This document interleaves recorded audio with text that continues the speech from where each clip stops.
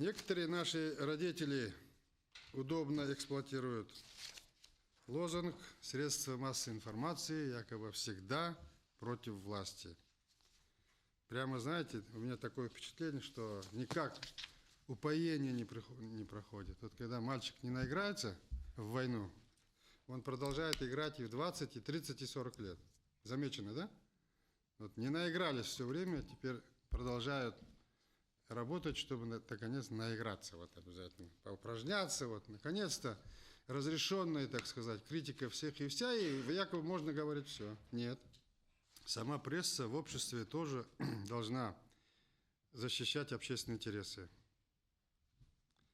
Но контроль, о чем мы говорим, взаимный контроль общества над средствами массовой информации, средства массовой информации деятельности властей, оно осуществимо только в том случае, если есть взаимодействие между этими двумя организациями в любом государстве.